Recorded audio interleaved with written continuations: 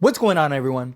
So the Lakers were able to keep the core pieces from last season, right? Jared Vanderbilt, Rui Hachimura, Austin Reeves, D'Angelo Russell, even were able to sign Anthony Davis long term. All that was good because you basically have your core guys that had a lot of success for you last season now locked up long term, and you should continue to have that same success. And then on top of that, you signed like 5, 6 new guys that are going to be very impactful, that all play very specific roles, that all do multiple things. This roster is stacked. It is deep. It is talented. It is sizable, versatile. It's everything that you could want it to be. This is a legit championship level roster. But it's also essentially an entirely new team. Now, I understand the core guys played some games together, right? But they still only played like 8 games fully healthy going into the playoffs and then played that playoff stretch. They have like a quarter of a season played together, like fully together, if that, right? They only played like, I think it was like 24 full or something like that, whatever it was, 24 full games, like with everybody healthy and good to go. Like that's not enough to really build proper chemistry, proper understanding. We saw a lot of that last year, right? You'd see D'Angelo Russell, get a turnover, not because he just turned the ball over, but it was just lack of communication, right? It was just like, oh, I thought he was going to be here and you went over here. Or, you saw like just a bad pass, not because it was necessarily a bad pass, and not even from D'Lo, like a Reeves or a LeBron or whatever to somebody, and it was like not in the shooting pocket. So the guy had to like take a set. All those little nuances you saw because they didn't have the time to play together. They didn't have the reps. They didn't have the understanding. Even Anthony Davis not getting the basketball, right? Like that was a big problem. Get Anthony Davis the basketball. But it's like these, like D'Lo didn't have an entire season to work out. Okay, get here. I like the ball here. Just throw it up here. Have it. Like they didn't have that understanding to build those reps, to build that chemistry. And still, one of the best games in all of, or one of the best plays in all of basketball was the D'Lo Anthony Davis pick and roll, right? What they need to do, the last evolution in their quest to an NBA championship, is to build that chemistry, to build that camaraderie, to build those relationships and understanding. Look at the 2020 team. This roster is deeper and overall better than that 2020 team. But what did that 2020 team have? They had a brotherhood. They had a relationship. They had ridiculous chemistry. It's what got them through the bubble. They were hanging out together, and hanging out in each other's hotel rooms, at the pool, living their best life. All season, they're up there, jumping up and down off the bench, waving the towels. Like, they played for each other. Everyone sacrificed. Everyone knew their role. Everyone bought in. Tonight, I mean, even Rondo, who Hall of Fame level point guard, didn't play like half the season. Like, was getting DMPs and stuff, or playing like 8 minutes a game. Never said nothing, never complained, was coaching on the bench, doing it, because there was a goal amongst that team, which is we need to go win an NBA championship. And all of these players are going to have to buy in. All these players are going to have to check their ego at the door. All these players are going to have to accept whatever role is asked of them. All of these players are going to have to be okay with some nights playing 10 minutes, some nights getting DMPs, some nights, playing 30 minutes, right? And they need to work and build on that chemistry. And that's why I love seeing that this Lakers roster, we're all working out. Now, I posted this full video over on as a YouTube short. If you want to see the full video, you can go check it out. But just to give you a little snippet here, I love seeing them all working together, all hanging out, getting reps in already, having meetings, working out in the gym, getting sweat, getting run, getting burn. I love that. I love to see that. Even Darvin Ham was there. Darvin Ham was there, hanging out, working, getting reps in, coaching, right? Working with the team. And look, training camp hasn't even opened. LeBron's players only camp hasn't even happened yet. We know that's probably happening soon. This was just them coming together to get extra reps in, playing at a local gym or whatever it was, right? Or high school or whatever it was, right? Like, that is the type of stuff I love to see. They're not just, oh, hey, like, D'Lo and Rui, let's go and hang out. Or, Rui and Vando, let's go to Japan and work out. I mean, I love that because they're building a relationship, those two guys. But that's not the team. I love seeing stuff like this where the entire team is together.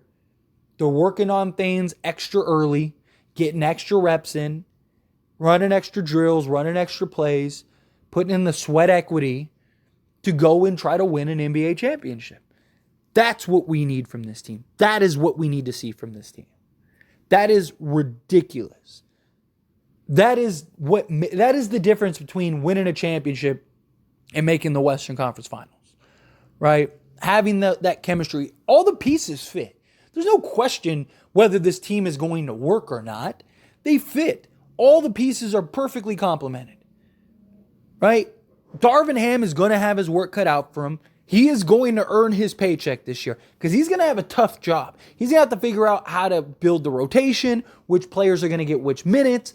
I think it'll also be, player or game by game basis, team by team, right? Obviously, if you're playing a team like Minnesota who have Rudy and Cat as their front court, you're probably not going to go with Anthony Davis and LeBron at the 4. You might go with like a Jackson Hayes and an Anthony Davis, right? But if you're playing like the Warriors, maybe you go AD and LeBron or AD and Rui or something like that, right? You mix and match. I definitely think there will also be a lot of experimentation, right? I think you'll see a lot of like Darvin Ham throwing out different sets, different looks, different units, which is great. That's what you want, right? Like, that's what the early season is for.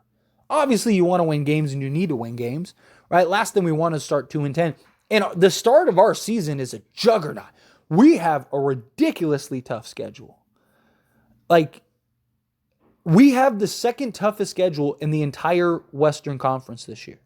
We have like the 5th or 7th toughest in the entire league. But in just the West, we have the second toughest. Behind, I believe it's the Phoenix Suns, top of my head. And so you're telling me that we have one of the toughest schedules in the entire league with a new team that are all going to have to figure this out on the fly, which, again, the 2020 team did it. It wasn't like that team was together for 5 years. No. I mean, you had guys like Kentavious Caldwell-Pope and stuff like that were on the roster already, but most of that roster were added on that year. You go and trade for Anthony Davis, right? Like, that was something that, like, they had to do on the fly. They had to hurry that up. And they were able to do it, and it led to an NBA championship. This Lakers roster is capable of that. This Lakers roster is more than able to make that happen. They have the complementary pieces. They have the talent. I mean, you got 6 guys that could go give you 20 to 30 on any given night. Like, legitimately. You have Austin Reeves, D'Angelo Russell, Anthony Davis, LeBron James, Rui Hachimura, and Christian Wood. That's 6 guys that on any given night could go give you 20 to 30 points and no one would be shocked. And that's not counting, a Gabe Vincent getting hot and going off for 20 on any given night. It's not counting, Cam Reddish getting hot and going off on any given night. It's not counting Torrey and Prince getting hot going off on any given night. It's just, this team is very likely going to be number 1 defense, top 5 offense. I wouldn't even be shocked if they're number 1 offensively. They averaged 116 points a game last year. And some change, but about 116 points per game. The number 1 team was Sacramento at 120. You don't think that this team is 4 points better than last year's team was? I do. Right? But there's a lot of factors that go into that, right? There's going to be bad nights, there's going to be good nights. There's going to be nights where, everyone has those hiccups. But they're going to be, in my opinion, top 2 or 3 seed in the Western Conference and one of the 5 best teams in all of basketball. if they're number one defense and top 3 offense, they'll probably be the 1 seed in the Western Conference. But I also don't think that they're going to care as much about seeding. I mean, they're good enough to where they're going to end up being the 2 or 3 seed regardless. But, knock on wood, assuming nothing catastrophic happens, but just at glance, they should be a top 3 team. But my point is that, I don't think that they're going to really push to go get that 1 seed, right? Like a team like Sacramento, they're not winning. Them getting the 1 seed would be great for that young team that really just wants to mentally be there, right? And have that home court through the playoffs and stuff like that. So, let's say the Lakers there's 5 games left in the season and they're 2 games out of first place. I don't think they're going to try to go and overexert themselves to try to end up making that 1 seed. I don't think they'll care. I think they'll be like, hey, let's sit the core guys. I think they'll do what Denver did, right? Where it's if we lock up the 1 seed, great. But let's kind of 10 games in, kind of start scattering guys. Let's, give a couple guys some rest here and there. And then, okay, we got the 1 seed locked up. Let's really just rest everybody the last 4 games or whatever, right? That's kind of where I think the Lakers will be. I don't think same thing if they're the 2 seed and they're only a game and a half, 2 games. Obviously if they can win, I'm not saying that they're just going to lose games purposely, but I'm saying that I don't think they're going to play LeBron 35 minutes just so that way they can guarantee a win and go, or Anthony Davis 35. We want to get the 1 seed. So, no, I think if we're locked into the 2 seed, right? Let's just rest LeBron and AD, right? Let's get them healthy and ready for play. I could see that happening. But this team needs to continue what we're seeing. Everyone has been working their tail off all season long or off season long to work on their game and even their weaknesses, right? Jared Vanderbilt's been like a madman just getting corner 3 shots up like crazy because he knows that's going to be his role. Stand in the corner, knock down 3s. Love that. I love seeing that stuff. But it's one thing to be working out individually on your own. It's not building the chemistry. You guys all being together in a gym, working out with the head coach, that's building chemistry. Now we're talking. Now we're starting to put the gears in motion here to now go and contend and compete for that NBA championship. That's the kind of stuff I love to see. I love it. I love seeing this kind of stuff. So I'm pumped. But anyway, as always, this is a discussion, so I pass the question on to you. Let me know your thoughts and opinions down in the comments below. What do you think? How do you feel about this? Do you kind of feel the same way I do? This is a great sign. This is the type of things we need to see. Do you think it's not really much, just getting a little sweating, getting a little workout, regardless of spending time together. It's what you gotta love to see. But anyway, again, love to hear your thoughts and opinions. Let me know down in the comments.